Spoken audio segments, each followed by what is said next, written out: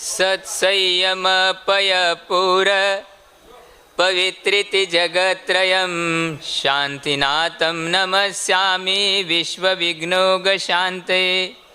बोलो देवादेव श्री पार्श्वनाथ भगवान की। प्रातस्मरणीय परम पूज्य गुरु आचार्य श्री विद्यासागर जी महाराज की।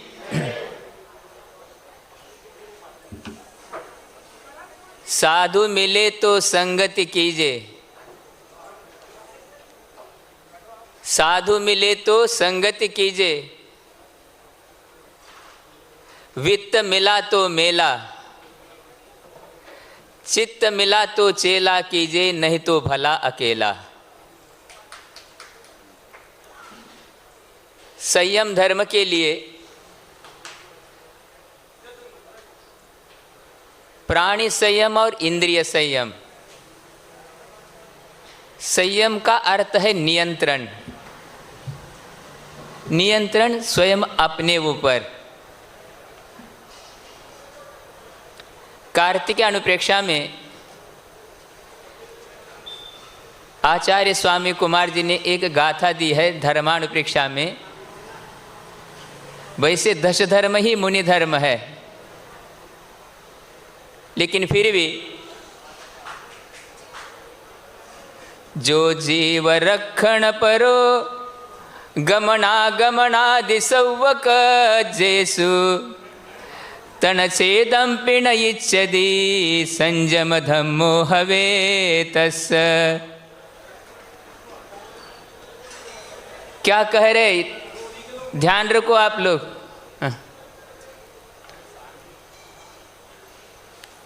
तृण का भी जो छेदन नहीं करना चाहता और सभी कार्यों में जीवों की रक्षा करना, अहिंसा ही परम धर्म है। आचार्यों ने यहाँ तक भी कहा है, चाहे महाव्रती हो चाहे अणुव्रती हो, अहिंसा ये मुख्य व्रत है जिसको कहना चाहिए कि आपकी फसल है, और बाकी के चार व्रत उसकी रक्षा के लिए बाड़ी के समान है।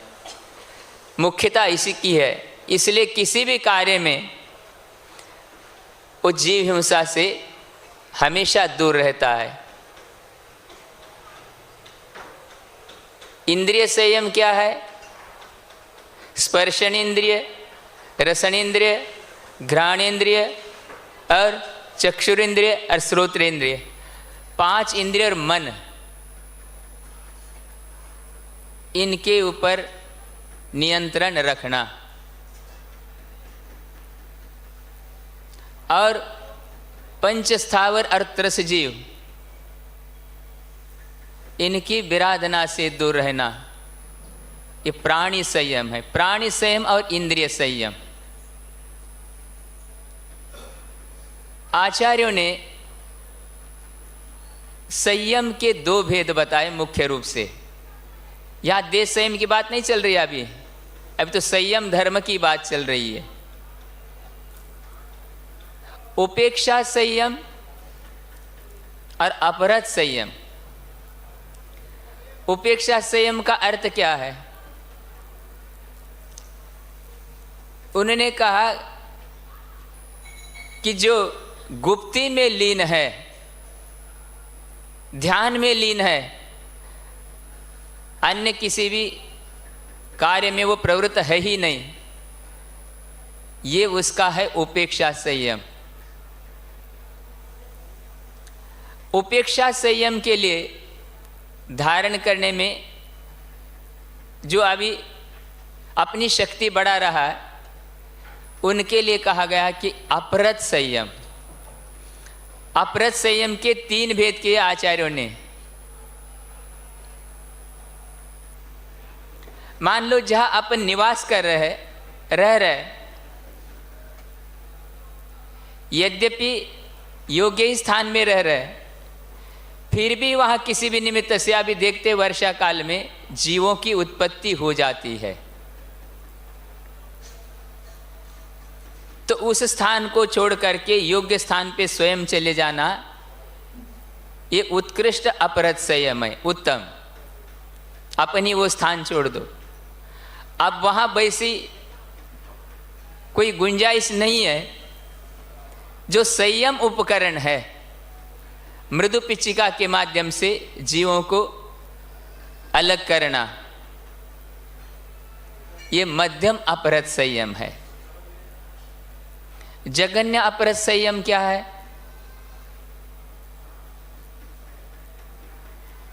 कोई तिनका, लकड़ी आदि से जीवों को अलग करना। सुन रहे? जघन्य अपरत संयम क्या है? अब आप सोचो, विचार करो कि अब तिनके से, लकड़ी से कौन से जीव को साधु अलग करेगा? चींटी को? खटमल को? कौन से जीव है वो? मान लो बिच्छू है, मेंढक है, कुछ ऐसे संभव है ये सारी चीजें। लेकिन अपन इनकी क्रियाओं से परिचित नहीं होने के कारण बरसों से अपन उनकी भक्ति कर रहे, उनके सानिध्य में रह ले, लेकिन तत्व ज्ञान की दृष्टि और अपन लोगों की नहीं जा पाती। ये गुरु महाराज का हम लोगों के ऊपर परम उपकार है। उन्होंने मूल ग्रंथों से ही हम लोगों को स्वाध्याय कराया और हम थोड़ा कुछ इसके माध्यम से सीख पाए हैं। बार बार गुरु को योग्य ही प्रश्न करते हैं, ऐसा नहीं कि यद्वा तद्वा कोई प्रश्न कर रहे अपन, लेकिन कभी भी उन्होंने किसी बरोबर वो उसका उत्तर देते थे। उसके माध्यम से हम भी लोग कुछ थोड़ा सीख पाए। अब अपरत जघन्य संयम क्या चीज़ है? और कोई अचानक ही वहाँ पहुँच जाए और कोई साधु की ऐसी क्रिया दिख जाए, वो तो सोचेगा ये महाराज तो भाई वो तो बिच्छू को मार रहे थे। समझ में आएगा क्या? नहीं आ पाएगा। अपरत संयम क्या चीज है?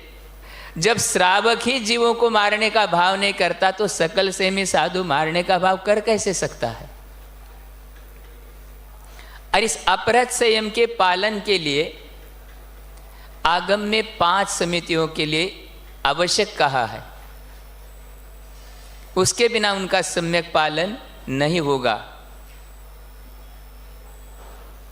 सर्वप्रथम है इर्यापद समिति। 4 हाथ युक्त दे करके निरीक्षण करते हुए, और कब गमन करना? सूर्योदय के बाद। अच्छा प्रकाश उसमें हो जाए, जब उसके लिए गमन करना है।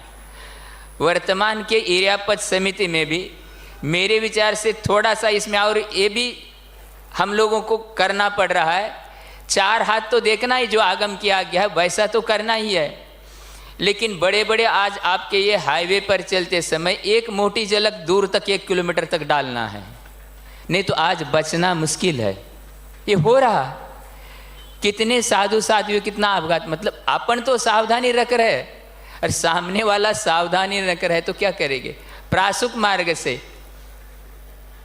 कि जो वहाँ पर मर्दित हो गया है। पहले धूल मिट्टी के रास्ते होते थे, आज तो ये पक्के सड़क। अभी भी कुछ जगह ऐसा प्रसंग आता है, तो इसमें बहुत जल्दी जल्दी भी नहीं चलना, धीरे धीरे भी नहीं चलना, और आपकी भाषा में लोक व्यवहार के ठुमक ठुमक करके नहीं चलना।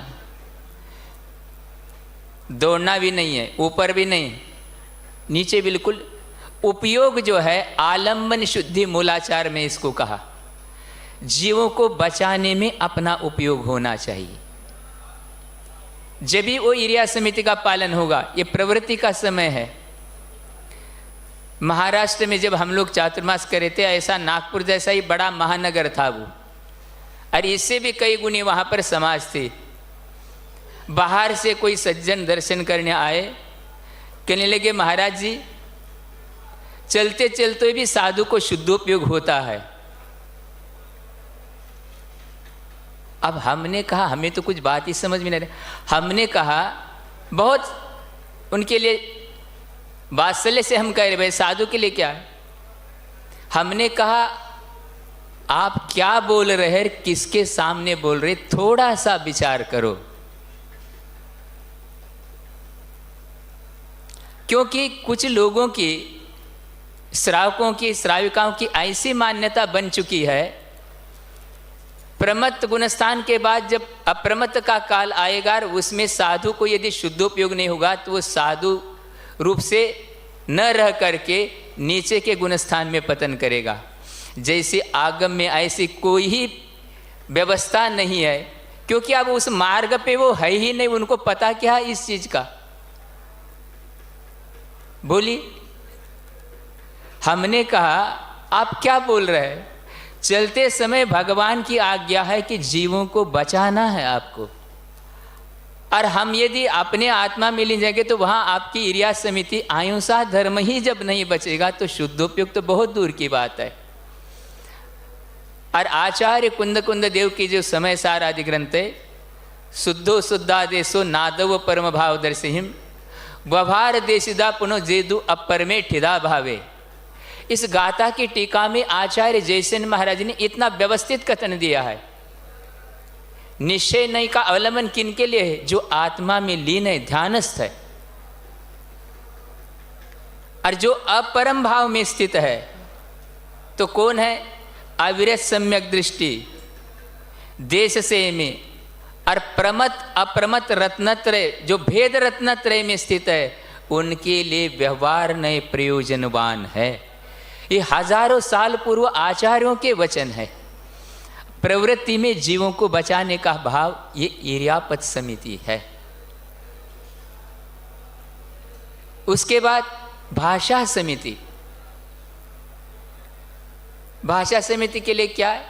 हित मित प्रिय। छड़ाला पढ़ते थे ना आप लोग, जग सुहित कर सब आहित हर, श्रुति सुखद सब संशय हरे, भ्रम रोग हर जिनके वचन मुख चंद्र ते अमृत झरे। और वैसे शुक्ल पक्ष चल रहा है अभी, अमृत तो झरेगा।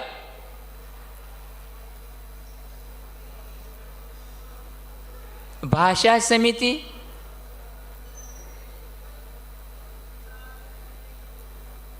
सत्य धर्म और सत्य महाव्रत, तीन चीजें हो गई। भाषा समिति का प्रसंग चल रहा है।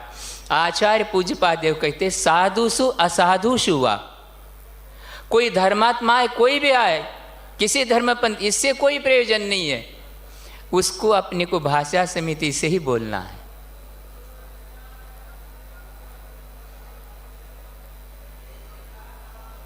सत्यव्रत क्या है? पहले तो गुरु महाराज कहते भैया बोलने की आवश्यकता ही नहीं आपको, असत्य से विरमन होने का नाम सत्य महाव्रत है। और सत्य धर्म शिष्य जनों में, जैसे आचार्य महाराज कि जो शिष्य है उनके लिए, भक्त जनों में धर्म की वृद्धि के लिए बहुत कुछ वचन की प्रवृत्ति भी सत्य धर्म में विधेय है। ये उसके लिए उन्होंने कहा। हित क्या है? भव्य जीवों के लिए आत्मिक सुख जो शाश्वत है, मोक्ष सुख की प्राप्ति का जो है, उसमें उपदेश वो हित है। कोई असंयमी व्यक्ति के द्वारा अपराध हुआ और उसका गुनाह सिद्ध हो गया, उसको न्यायाधीश के सामने वहां उपस्थित किया गया। अब न्यायाधीश के सामने अपराधी कह रहा है, न्याय देवता मेरी विनय है आपके लिए कि अपराध छोड़ करके कुछ बात हो जाए। सुन रहे आप? अपराधी विनय कर रहा है न्यायाधीश के, अपराध छोड़ करके कुछ बात हो जाए। तो न्यायालय में अपराध छोड़ करके कोई बात होती है क्या? न्याय अन्याय के लिए तो न्यायालय है, और वो कह रहा अपराध छोड़ करके कुछ बात हो जाए। कोई रोगी है, असाता वेदनी के कारण वैद्य के पास, डॉक्टर के पास उपस्थित हो गया। डॉक्टर ने अपने ज्ञान से उसका निरीक्षण किया, लेकिन रोगी बार बार विनती कर रहा है वैद्य के लिए, वैद्य साहब औषधि छोड़ करके कुछ बात हो जाए। इसी प्रकार भव्य जीव है, निर्ग्रंथ गुरुओं के पास पहुंच रहे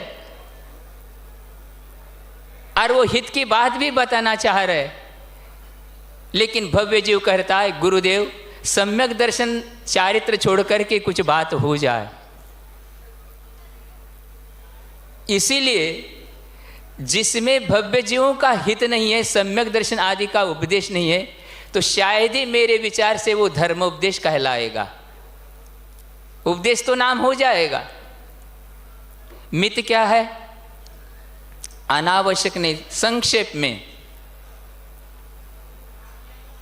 और प्रिय वाक्य प्रदानेन सर्वे तुष्यन्ते जंतव तस्मात् तदेव वक्तव्यता, वचने का दरिद्रता।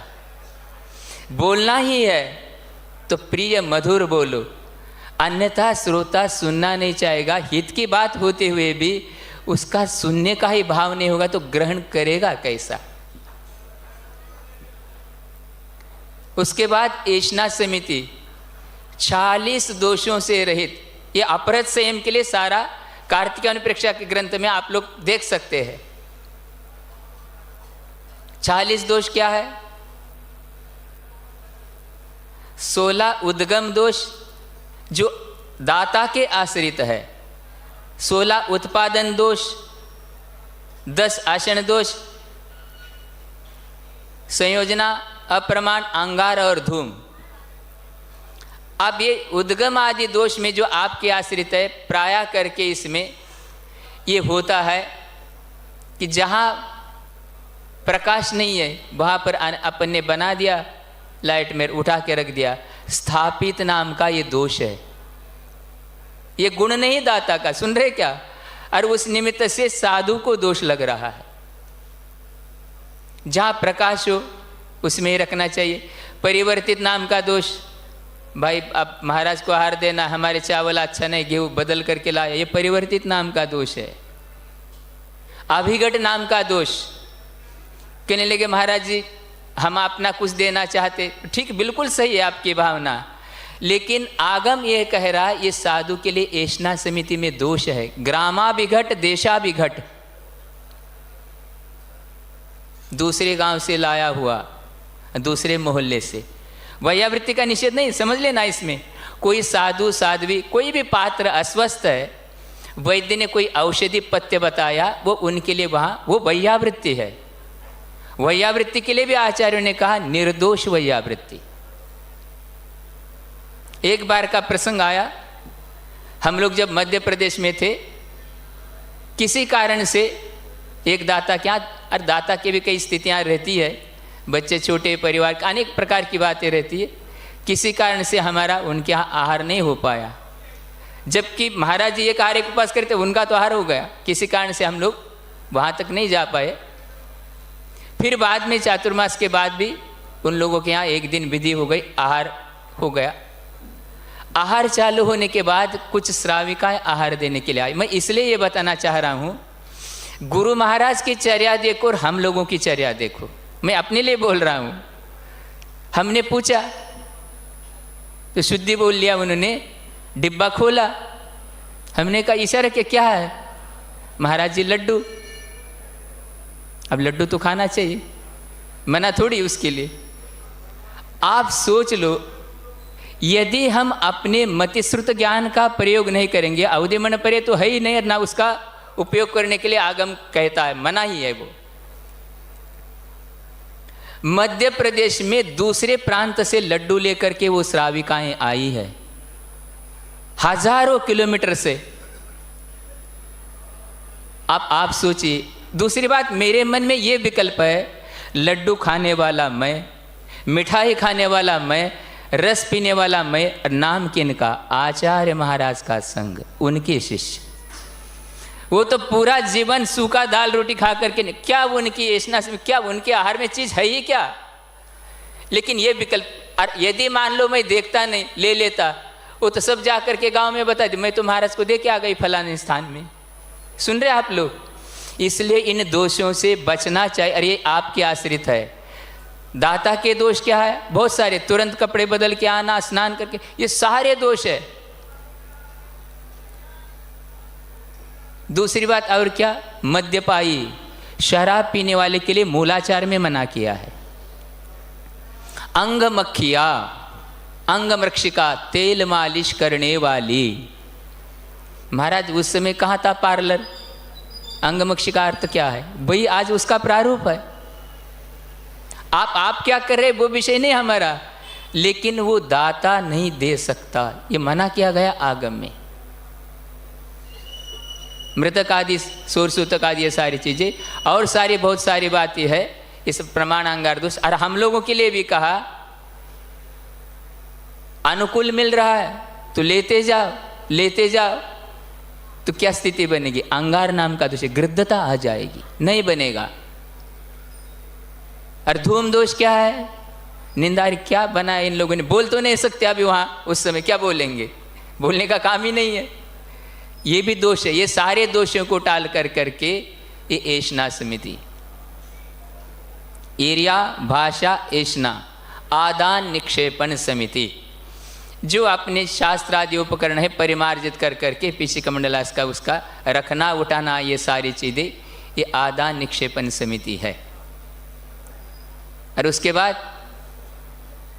उत्सर्ग समिति अथवा प्रतिष्ठापन, योग्य स्थान पे वो जो है मलमूत्र आदि का विसर्जन करना, थूक है।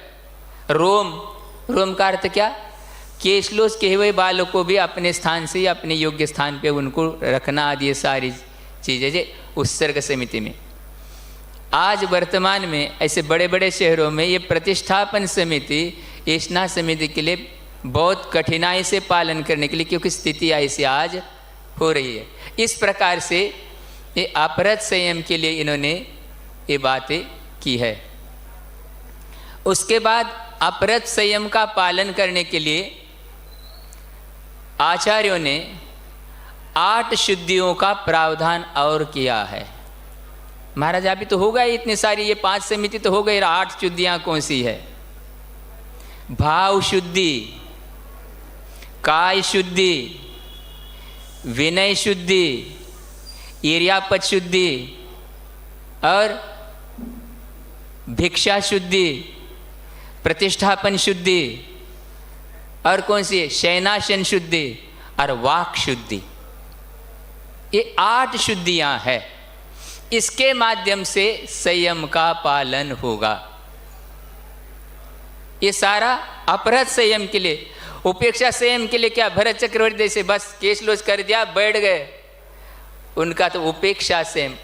आज उपेक्षा संयम नहीं होता ये नहीं कहा जा रहा है, आज भी है, लेकिन बहुत कम अवसर ऐसा आता है हम लोगों के लिए। ज़्यादातर ये अपरत संयम के लिए ही वहाँ पर पालन की स्थिति रहती है। भाव शुद्धि क्या है? कर्मों के क्षोभक्षम के माध्यम से राग द्वेष का जो आत्मा में कमी आती है, परिहार होता है, विशुद्धि जो होती है, वह भाव शुद्धि कहलाती है। जैसे कोई दीवार है, साफ सुथरी है, तो उस पर चित्रकारी कैसी होती है? अच्छी होती है। इसी प्रकार भाव शुद्धि के माध्यम से संयम का पालन अच्छा होता है, इसलिए भाव शुद्धि कहलाती है। काय शुद्धि, काय शुद्धि तो दाता के लिए भी है, लेकिन मुनि महाराज के लिए भी। काय शुद्धि का अर्थ क्या? किसी प्रकार का वस्त्र आभूषण आदि सहज निर्विकार यथा जात रूप, किसी स्त्री ने अभी बालक को जन्म दिया, कैसा है वो? बिल्कुल यथा जात, किसी प्रकार का विकार नहीं, सहज रूप से, ये कहलाती है काय शुद्धि। संस्कार नहीं करना इसका, ये कहलाती इसके लिए काय शुद्धि।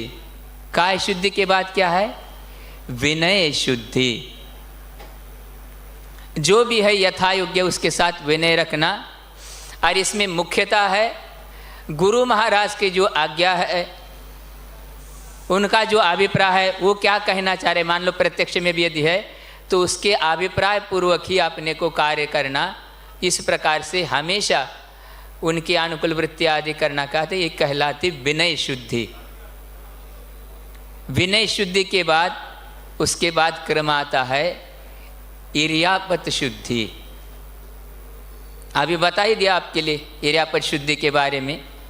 वही यहाँ पर जो 5 समिति में इर्यापद शुद्धि है, वही यहाँ पर इस शुद्धि में भी उसी को ग्रहण करना है। देख करके, देखभाल करके, रात्रि संचरण आदि नहीं करना, ये सारी चीज़ें उसमें आ जाती है।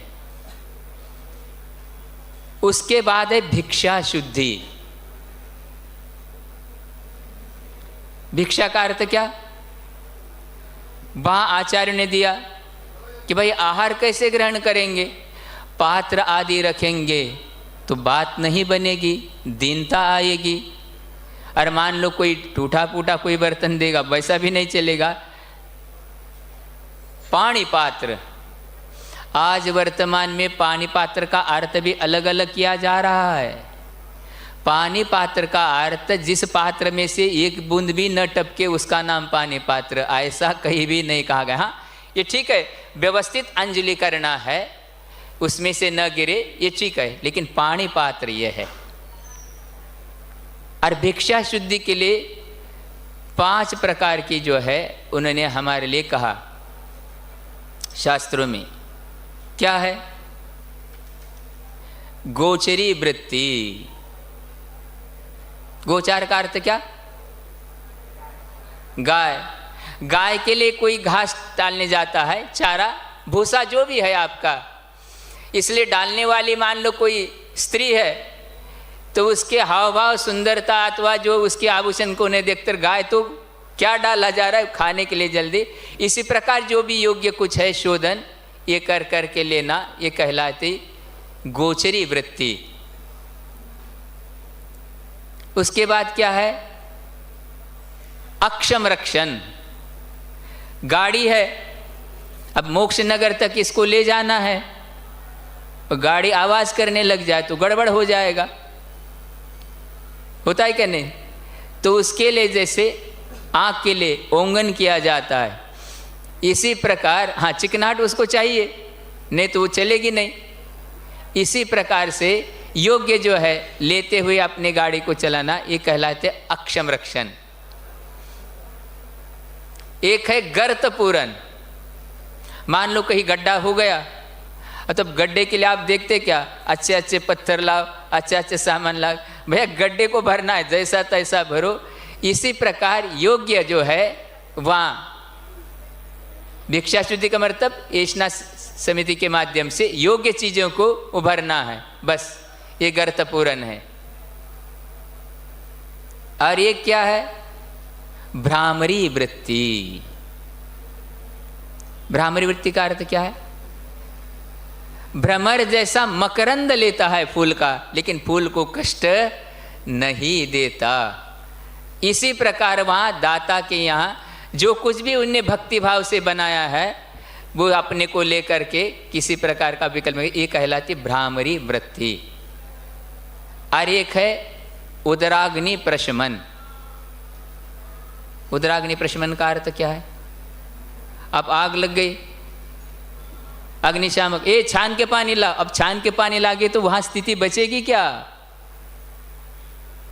इसी प्रकार ये अग्नि हो रही है, अब अपना संयम पालन करना संभव नहीं, तो इसको शांत करने के लिए योग्य जो निर्दोष आहार है लेकर के उसको शांत करना, ये कहलाती भिक्षा शुद्धि। और उन्होंने कहा ये भिक्षा शुद्धि के ऊपर ही साधु का जो है संयम निर्धारित है। भिक्षा शुद्धि में कमी आएगी तो चारित्र शुद्ध नहीं होगा। उन्होंने कहा सभी योगों में श्रेष्ठ योग है ये। वृक्षमूल भी करो, आतापन भी करो, और जो आप अभ्रावकाश करो, लेकिन भिक्षा शुद्धि नहीं है, ये प्रयोजन नहीं है। आचार्यों ने यहाँ तक भी ग्रंथों में लिखा, बड़े बड़े व्रत कर करके ये आपकी इस एषणा में दोष लगा रहे, तो ये मूल हमको स्वीकार नहीं है। प्रतिदिन आहार करना श्रेष्ठ है, लेकिन निर्दोष करो। इसलिए ये भिक्षा शुद्धि के लिए उन्होंने यहाँ पर गया। भिक्षा शुद्धि के बाद प्रतिष्ठापन शुद्धि, वही जब अपने उपकरण आदि को देख करके उठाना था। उसके बाद ये उन्होंने शयनासन शुद्धि।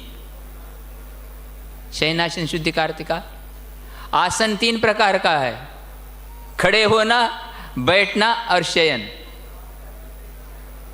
थकान आ गई तो एक करवट आदि के लिए ऐसे स्थान पे निवास नहीं करना जहाँ गाना बजना चल रहा है, नृत्य चल रहा है, वहाँ पर उनके लिए मना किया गया शास्त्र में।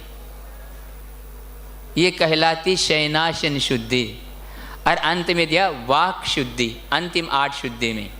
ये अपरस संयम के लिए 8 शुद्धियाँ बताइए। कार्तिकानुप्रेक्षा में आप लोग देख सकते, और भी ग्रंथों में देख सकते। वाक शुद्धि का अर्थ क्या है?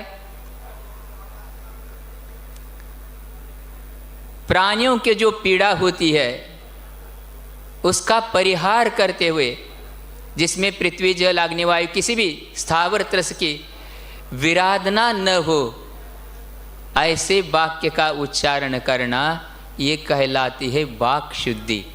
ये शुद्धियों के पालन के माध्यम से अपरस संयम ऐसा उनका निर्दोष होता है, उसी के माध्यम से वो उपेक्षा संयम के लिए आगे बढ़ते। इस प्रकार की ये 8 शुद्धियाँ बताई गई है।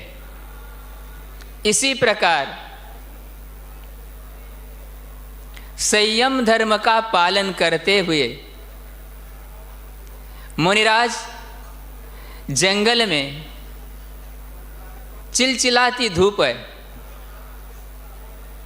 और वहाँ विराजमान है, चट्टान पर शिला पर बैठे हैं।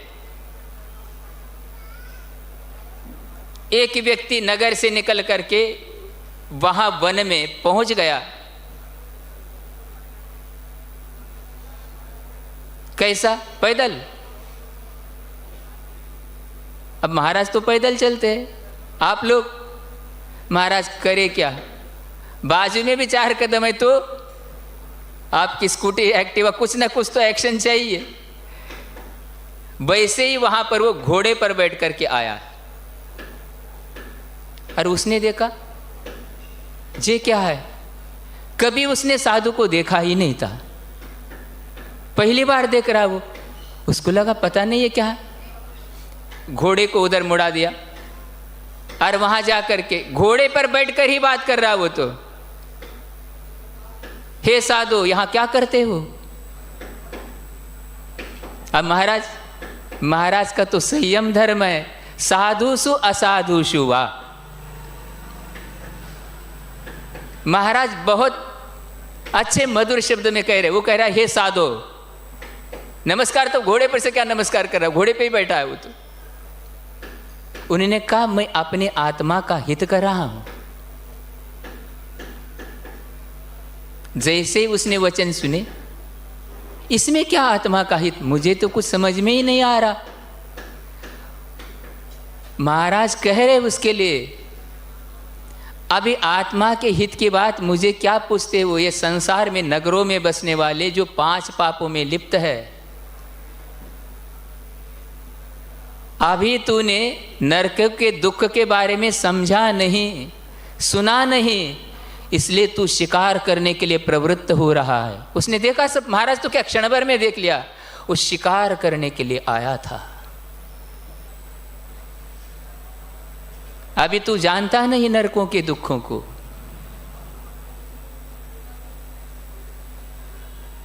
क्या हो गया? धीरे धीरे महाराज जी ने उसको उपदेश देना प्रारंभ।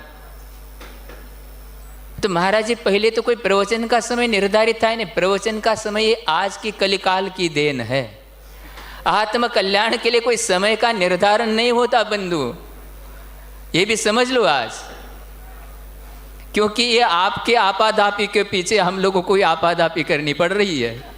अब वस्तु स्थिति है ये तो। वो घोड़े से नीचे उतर गया, उसको लगा आज तक कभी महाराज को देखा ही नहीं, उपदेश तो बहुत दूर। जिनके मुख चंद्रते अमृत जरे, बोल रहे महाराज जी। अब उसको ऐसा लग रहा है कि अब घोड़े से उतर गया नीचे। महाराज जी ने पूरा मुनि धर्म का उपदेश उसको दे डाला। आचार्यों ने यह भी कहा है, जो उसके योग्य है पहले मुनि धर्म का कथन न करते हुए श्रावक धर्म का उपदेश करेंगे, वो साधु भी दंड का पात्र है। आचार्य अमृतचंद्र देव ने पुरुषार्थ सिद्ध-उपाय में लिखा है। उसके आत्मा में बहुत शक्ति है। तब उसके लिए उन्होंने कहा, गुरुदेव मेरी आत्मा अभी विषयों से विरक्त नहीं है, इसलिए मैं ये सारे आपके जैसे व्रतों को अंगीकार करने के लिए समर्थ नहीं हूं, क्या करूं मैं। अब महाराज जी ने, ठीक है मुनि धर्म, अब श्रावक धर्म का उपदेश शुरू। महाराज टाइम घड़ी ही नहीं हुआ, टाइम का कोई संबंध ही नहीं है, चल रहा। श्रावक धर्म का उपदेश देने के बाद जो व्यक्ति शिकार करने के लिए आया, आज तक कभी साधु का दर्शन नहीं किया, कुछ भी पता नहीं, घोड़े पर बैठा था, सब उतर करके एकदम उसका मन ऐसा हो गया और तुरंत उनने महाराज के चरणों में प्रतिज्ञा की, आज के बाद मैं जीवन पर्यंत के लिए संकल्प हिंसा का त्याग करता हूँ। अहिंसा अणुव्रत को ग्रहण किया। सत्य, आचौर्य, ब्रह्मचर्य, सारे अणुव्रत, गुणव्रत, शिक्षा व्रत, गुरुदेव आज के बाद मैं श्रावक धर्म का पालन करूंगा। जो नगर का राजा,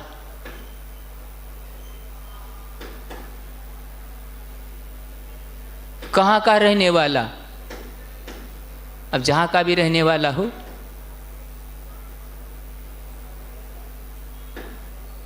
और एक प्रतिज्ञा उन्होंने अपने तरफ से ली। महाराज जी ने नहीं बोला। कौन महाराज जी थे वो? प्रीतिवर्धन। पद्म पुराण की कथा है ये कोई उपन्यास नहीं है, ये वास्तविक कथा है, जिसका नाम प्रीति बढ़ गई। और एक प्रतिज्ञा और उन्होंने अपने तरफ से ली। कौन राजा? वज्रकर्ण। वो कान का पक्का था, आज तक उसके कर्ण में ऐसे शब्द मिले नहीं थे, लेकिन प्रीतिवर्धन महाराज की ये विशेषता थी। उन्हें जाना, वो तो बहुत तपस्वी पहुंचे हुए साधु थे। और वज्रकर्ण ने, दशांगपुर का रहने वाला, एक प्रतिज्ञा अपने तरफ से ली। श्रावक के व्रत तो ले ही ले उन्होंने, मैं आज के बाद ये प्रतिज्ञा कर रहा है। महाराज ने नहीं बोला ऐसी प्रतिज्ञा करो। बीतराग सर्वज्ञ हितोपदेशी, सच्चे आप्त और सच्चे अभिप्राय के धारक निर्ग्रंथ गुरुओं के अलावा संसार में मैं किसी को भी नमस्कार नहीं करूंगा। ये है आत्मा का हित। उसने अंगीकार कर दिया। अब महाराज तो चले गए, हो गया उनको तो क्या नहीं, आप जब बहुत बड़ा अच्छा भक्त बन गया, राजा है, मेरा कोई काम दाम कुछ नहीं। अनपेक्षितार्थ चारु क पुरुषे सेवते नृपति, अनात्मार्थम बिना रागे। कोई अपने स्वार्थ, उसमें स्वार्थ त्याग की कठिन तपस्या। वो वहीं रुका। फिर उसने सब अपनी व्यवस्था बना दी। और आप अपने लिए तो शुद्ध भोजन करना है, आते थे इस समय बाद। फिर उसका पुण्य भी इतना बढ़ गया था, व्रती श्रावक बन गया, सब पाप छोड़ दिए, कौन से स्थूल रूप से। और उसको भी कोई मुनि महाराज मिले, उनकी पारणा कराई और नगर में आ गया। उसी समय मर्यादा पुरुषोत्तम वही विहार कर रहे थे। रामचंद्र जी कहते, लक्ष्मण ये जानकी बहुत आकुलित हो रही भूख प्यास से, कुछ भोजन की व्यवस्था तो देखो। चले बस, ठीक है, उनको तो क्या। और वो जैसे ही जा रहे थे, क्योंकि वो वनवास में थे, वो देखे उधर जा रहे, तो वहां जहां पहुंच रहे वो लक्ष्मण जी, उधर एक छावनी, बड़ा पड़ाव डला था, बहुत बड़ी सेना उधर जा रहे थे। उधर सेवकों ने रोक दिया, उनने कहा छोड़ो, इधर आकर के वज्रकर्ण जहां, वहां दशांगपुर, वो अपने जो है किले के वहाँ किनारे पे सब अपने सामंत के साथ बैठा है वहाँ। उनने कहा ये बालक बहुत तेजस्वी दिख रहा है, उसको बुला, क्यों घूम रहा है ये। वो आया, बुलाया गया, क्योंकि मतलब लक्ष्मण जी उम्र में छोटे थे उनसे। कहते क्यों घूम रहे, कहते मैं घूम नहीं रहा हूँ, मुझे तो व्यवस्था चाहिए। तो उन्होंने, आप देख लो, राजा वज्रकर्ण की वाणी सुनो, अपने सेवकों को कहते मेरे लिए जो भोजन बना है, अपरिचित व्यक्ति आज तक देखा ही नहीं उसको, मेरे लिए जो भोजन बना है उनको यथेच खिलाओ। उनने कहा नहीं, मैं यहाँ भोजन नहीं करूँगा। अभी तो बोल रहे थे मुझे भोजन चाहिए, नहीं, मेरे अग्रज भोजाई उनको भोजन पहले कराऊंगा। कहने लगे ठीक है। सेवकों को आदेश दिया, उनको यथेच भोजन जितना चाहिए, सारी दाल भात पानक सारी चीज़ें उनको पर्याप्त मात्रा में। राजा की क्या स्थिति, और उसका आतिथ्य संविभाग, महाराज के प्रति जो उसको प्रीति हो गई थी, प्रीतिवर्धन, सब सामग्री दे दिया। जब तक लक्ष्मण जी ने यहाँ कार्य कर रहे थे, रामचंद्र जी ने एक व्यक्ति को पकड़ा, वो भाग रहा था। वो कह लिए ये क्यों ग्राम सारा उजाड़ दिख रहा है, ये क्या कारण है, ऐसा वैसा, ये सारी बातें पूछी। उन्होंने कहा यहाँ पर राजा वज्रकर्ण धर्मात्मा है, और उसका जो स्वामी है उज्जैन का सिंहोदर, उसके लिए नगर नष्ट करने के लिए उसके सारे लोग भग गए। वो सब ऐसा घबरा हुआ, युद्ध करना चाहता है, लेकिन नगर का जो कोट है बहुत सुरक्षित होने के कारण वो कुछ नहीं, वो बाजू में पड़ाव करके रुका है, या ऐसा ऐसा है। सुन लिया। जब तक लक्ष्मण जी आ गए, भोजन कर दिया। भोजन के बाद रामचंद्र जी कहते लक्ष्मण देखो इस धर्मात्मा पुरुष की चेष्टा, जो कोई अपने जवाई को भी इतना सुंदर भोजन न दे। क्या शाली चावलों का भात, क्या दही, क्या क्या वर्णन उन्होंने किया। ये सारा सफर का जो थकान परिश्रम दूर हो गया। और लक्ष्मण सुना जाता है ये धर्मात्मा है और ये संकट में पड़ा है। क्यों? जब वज्रकर्ण जा रहा था, सिंहोदर जो उसका स्वामी था, उसका सामंत राजा था, और वो उसने क्या किया था, उसको नमस्कार नहीं करता था। और ये गुपित किसी दूसरे सेवक ने बता दिया, कहने लगे ये मेरे द्वारा प्रदत्त संपत्ति का उपभोग करता है और नमस्कार जिनेंद्र भगवान को करता है, इसलिए उसको आप कुछ करना चाहिए। एक चोर चोरी करने गया था, उसने सुना, तो वो जा रहा था वज्रकर्ण मिलने के लिए। उनने कहा नहीं, उसका अभिप्राय ठीक नहीं है, वो आपको पकड़ करके या तो मारने के लिए लगा है। ये आपको कैसा पता चला? तो मैं कहते वहाँ चोरी करने गया था। आप धर्मात्मा में चोरी छोड़ करके आ गया, सोचो आप। तो वो वहाँ पर नगर में है। तो आप वो जो है, उनने कहा लक्ष्मण आप जाओ उधर सिंहोदर की छावनी में, और उनको कहना कि ये आप जो कार्य कर रहे हैं ये ठीक नहीं है। अब लक्ष्मण तो क्या, पेट तो भर ही गया था, बस चल गए।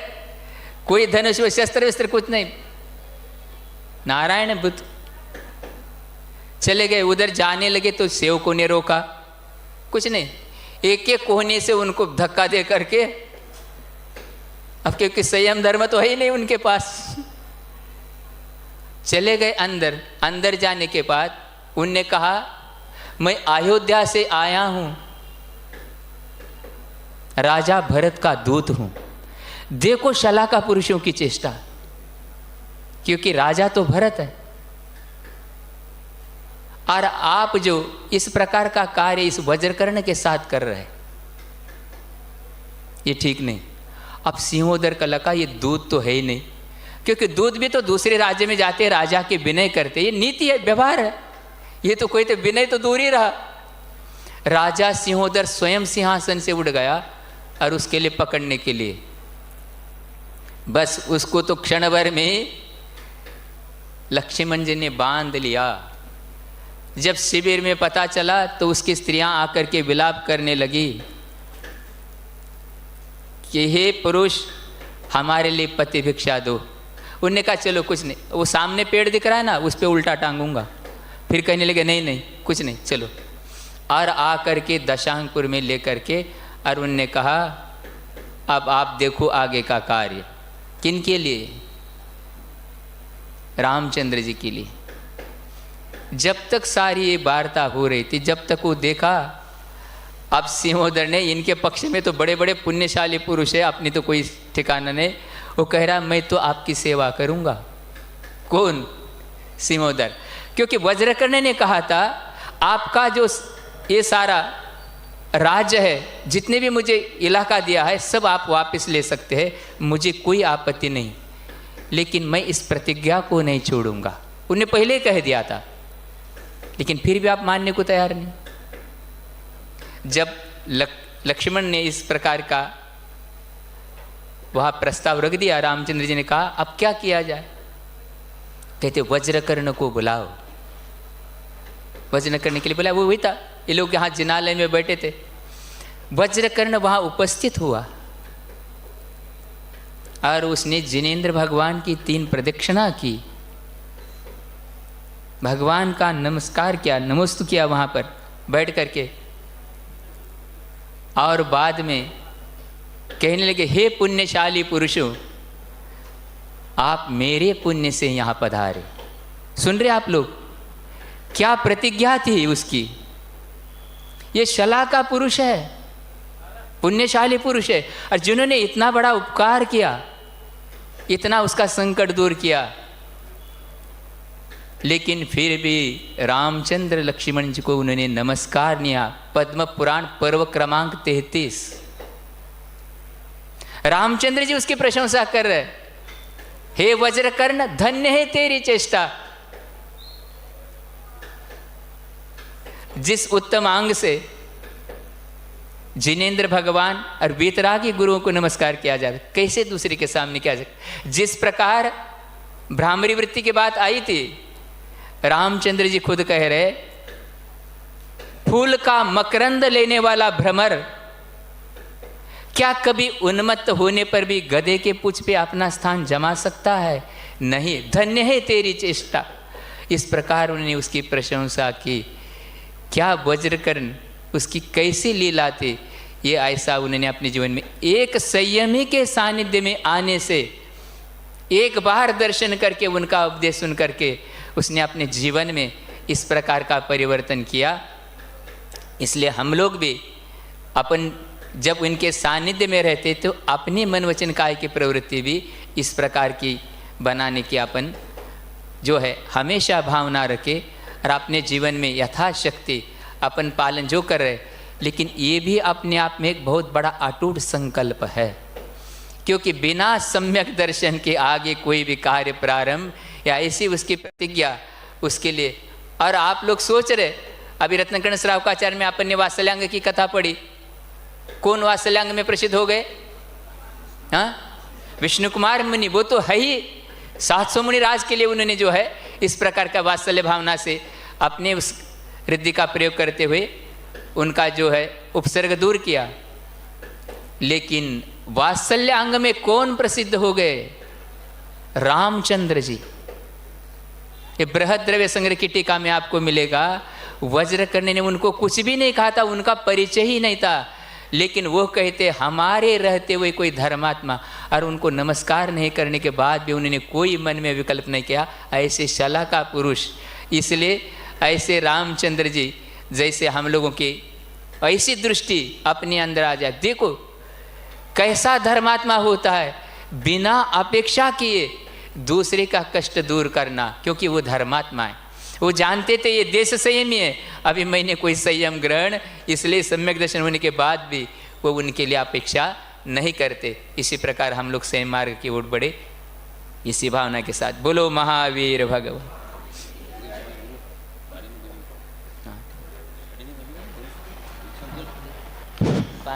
पूज्य बड़े महाराज जी के चरणों में विनम्र निवेदन।